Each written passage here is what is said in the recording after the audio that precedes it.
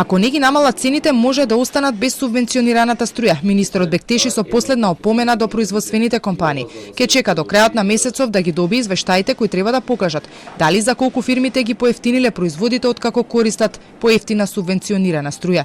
Оние кај кои ќе се покаже дека не го сториле тоа, може да останат без оваа поволност. Инаку со месеци компаниите скапата електрична енергија споменуваа како причина за поскапувањето на производите.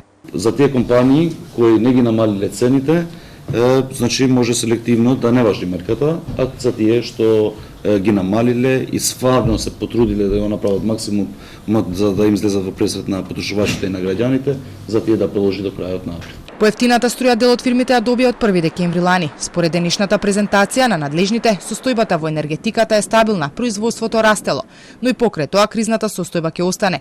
Проблемите кои се јавиле во неделата биле поради нагло опаѓање на температурите и зголемувањето на потрошувачката, поради што ЕСМ бил принуден да влече од европската мрежа. АДСМ повлече од системот 820 мегават часови енергија за Еванахом, значи за граѓаните и малите потрошувачи, но истовремено сакам да ви информирам дека во истиот тој период, заради стабилност на системот, ЕСМ испорача дополнителни 1025 мегават часови во системот.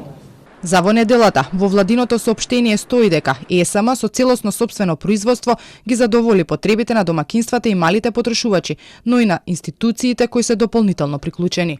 Од средината на годинава ДДВ-то за струја треба да се врати на 18%. Надлежните уверуваат, се разгледува опцијата да остане 10%, а се анализира и можноста да се врати ефтината дневна тарифа.